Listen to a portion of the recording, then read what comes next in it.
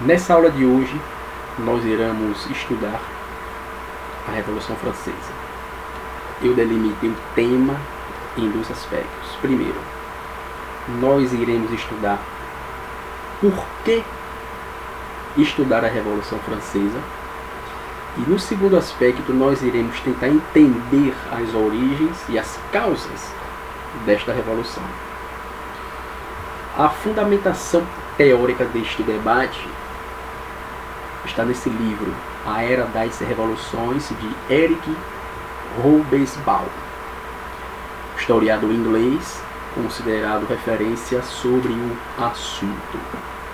Bom, eu quero abrir um pequeno parêntese aqui para deixar um aspecto claro.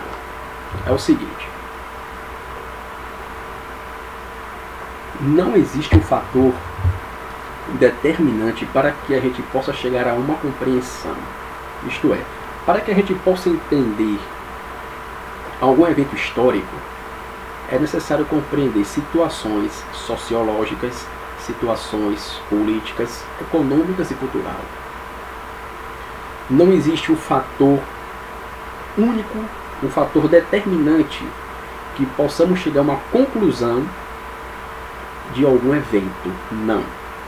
Estou deixando isso claro porque entender qualquer tipo de evento, e principalmente a Revolução Francesa, é um assunto muito complicado. Logo, o que vamos fazer vai ser uma análise para chegar o mais aproximado possível desta revolução.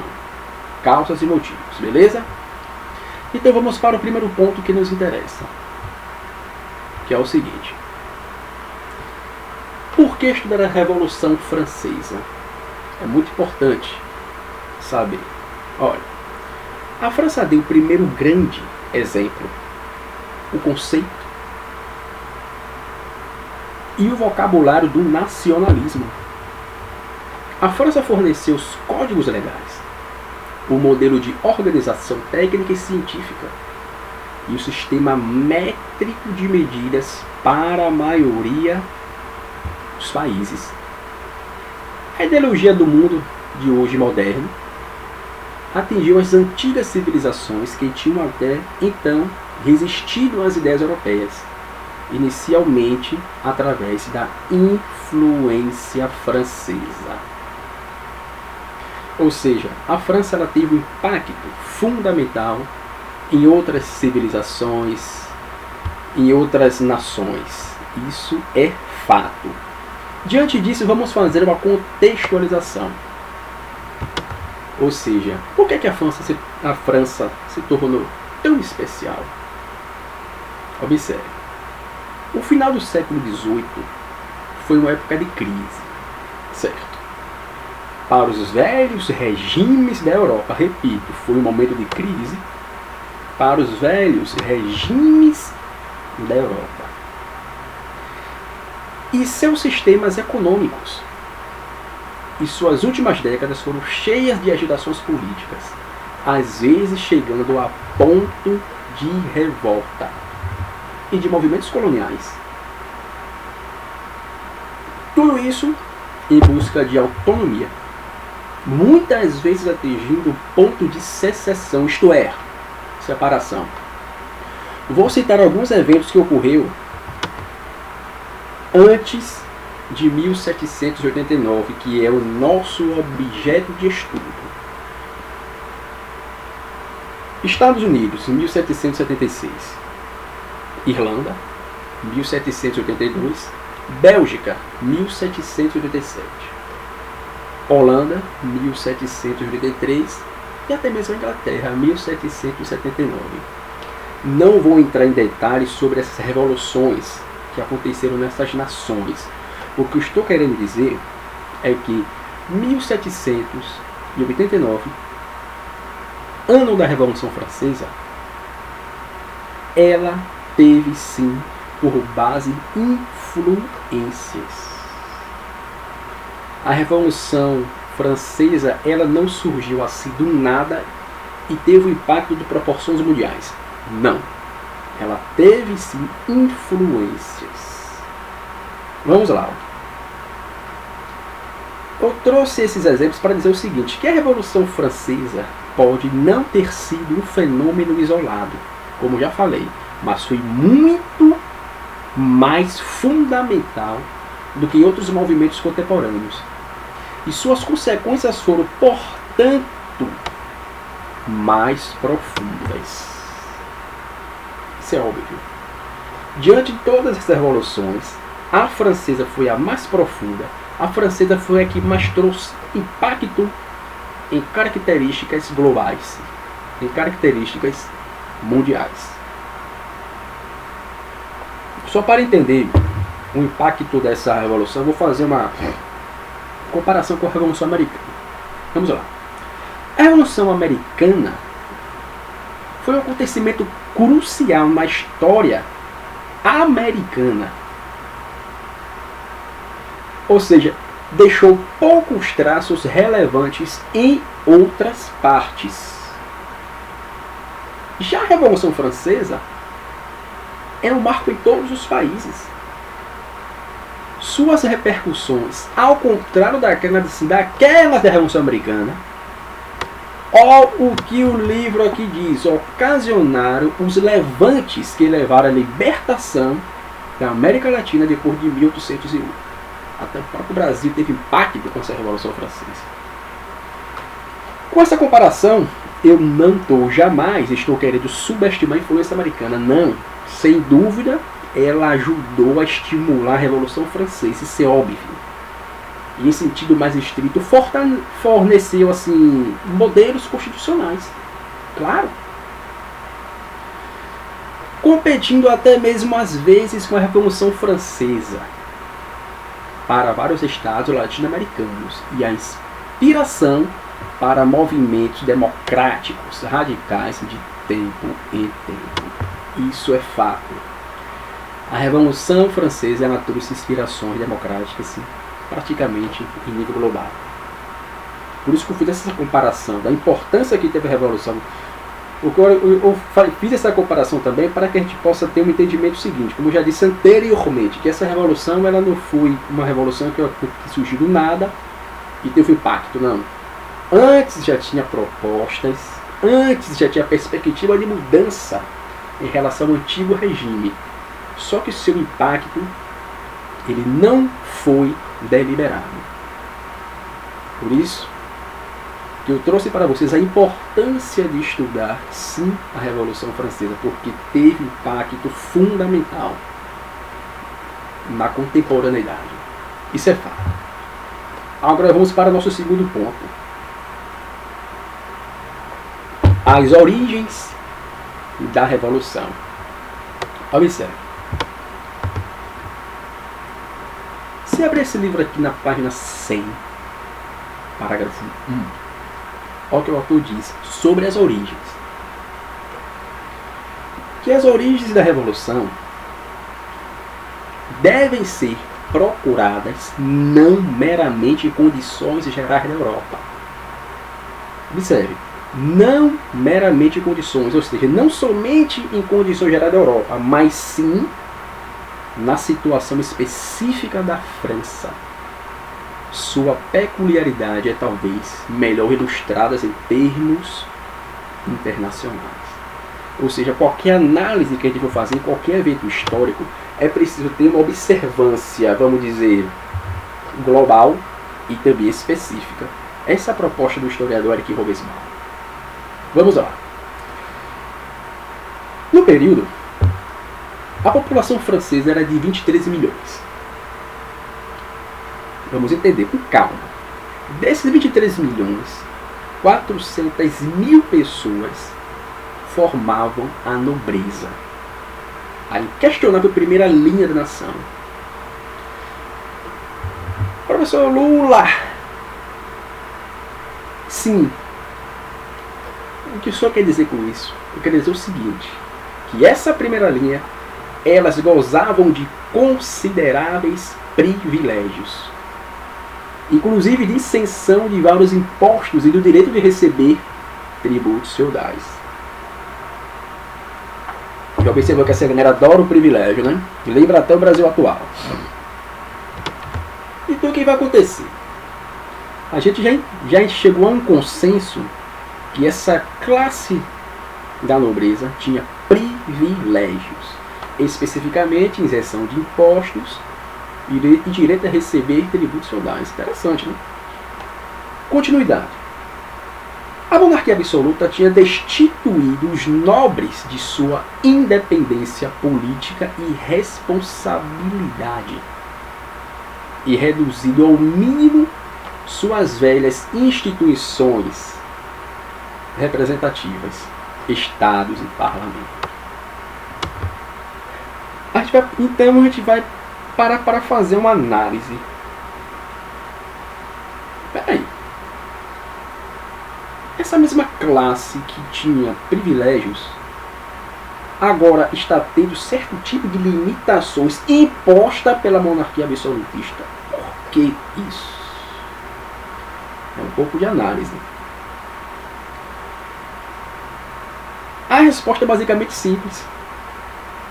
Economia. Futuramente iremos entender melhor. De forma econômica, eles dependiam da renda de suas propriedades, os nobres, mas os gastos que exigia os status de nobre era grande e cada vez maiores. E suas rendas começaram a cair, já que eram raramente administradores inteligentes de suas fortunas. Se é que de alguma forma as conseguiam administrar. Ou seja, a gente pode observar que essa classe está perdendo privilégio imposto pela monarquia absolutista. E isso vai criar o quê? Um clima de insatisfação. Vou dar um exemplo empírico. Eu tenho certo tipo de privilégio de não pagar devido imposto. Então, uma autoridade vem até a mim e retira esse privilégio. A minha primeira reação é de revolta. A minha primeira reação é de querer restituir esse privilégio perdido. Essa é a verdade. Então vamos lá. Os problemas financeiros da monarquia agravavam o quadro. Esse é o grande problema. Érico Robesbal, aqui nesse livro, vai dizer o seguinte, que vai ser difícil os nobres restituir o seu status quo. Sabe por quê? Porque a monarquia estava em crise, atolada em dívidas. E para piorar essas dívidas, a França decide envolver-se na guerra de independência americana. Danou-se. Guerra significa o quê? Gastos. Guerra significa investimento propício à guerra. Significa isso. Se a França estava com dívida com a guerra que ela decidiu se envolver com os americanos, a sua dívida vai aumentar e aumentou. Então, a vitória contra a Inglaterra foi obtida ao custo de bancarrota final. Está aqui, ó. Robesbal deixa isso bem claro. E assim a Revolução Americana pôde proclamar-se a causa direta da Revolução Francesa. O que acontece? Vários expedientes foram tentados com sucesso cada vez menor, mas sempre longe de uma reforma fundamental, que, mobilizando a considerável capacidade tributável do país, pudesse enfrentar uma situação em que os gastos excediam a renda em pelo menos 20%, e não haviam quaisquer possibilidade de economias efetivas. O curioso de tudo isso é que a nação estava em crise, enquanto Palácio de Versalhes, o rei e sua família estavam transbordando em excessos e ostentações. Como é que fica a classe menos favorecida, o povo, diante desse clima totalmente desfavorável? Enquanto a situação do povo está em declínio, totalmente vulnerável. O poder que teria que nos socorrer, não. Está em excesso, está em festa, está em ostentação. Isto é, as extravagâncias de Versalhes tenha sido constantemente ocupada pela crise. Ainda temos isso. Temos a questão da guerra, temos as questões também da dívida, que é como se fosse o excesso, o gasto da corte em coisas totalmente inúteis, enquanto o povo passa fome. Então, tudo isso levamos a um consenso que a guerra e a dívida partiram a espinha da monarquia. Repetindo, a guerra com os americanos e a dívida devido aos excessos partiu a espinha da monarquia, ou seja, seu único poder de sustentação foi totalmente cortado. Logo, a crise do governo deu à aristocracia e aos parlamentos a sua chance. Eles aproveitaram que o governo estava em crise para lançar as suas propostas. Então, eles se recusavam a pagar pela crise e seus privilégios não fossem estendidos.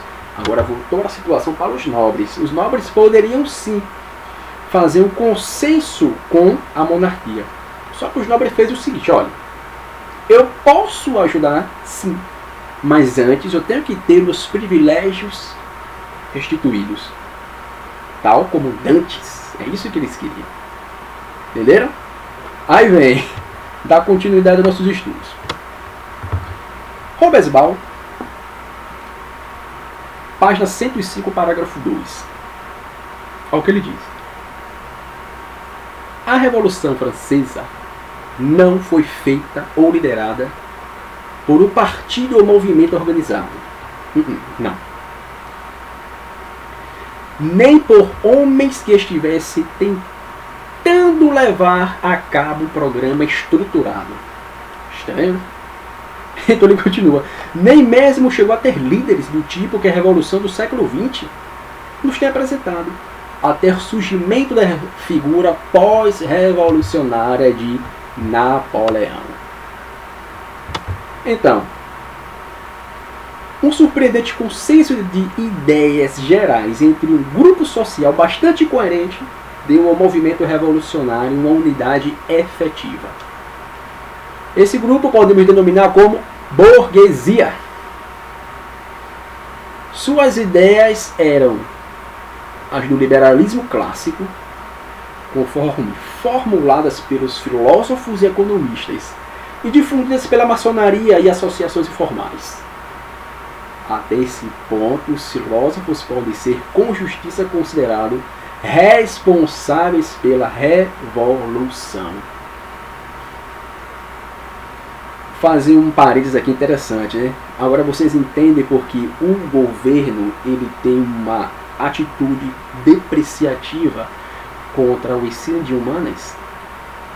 Historiadores, filósofos, sociólogos, porque os filósofos ele tem a capacidade de análise global que a pessoa comum,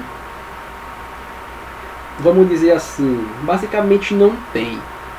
Robespierre ele afirma categoricamente que a filosofia, os filósofos, eles mostraram uma nova forma de estabelecer a nossa convivência fora do antigo regime e sim para uma nova abertura econômica, política e social. Muito interessante. Sobre a capacidade que a filosofia tem. Logo, o governo ele jamais vai querer influenciar em um tipo de disciplina que vai prejudicá-lo. Jamais ele pode fazer isso, porque o filósofo tem o papel do analista social. Então, por os filósofos, junto também, obviamente, com os economistas, que derrubaram, que lançou a proposta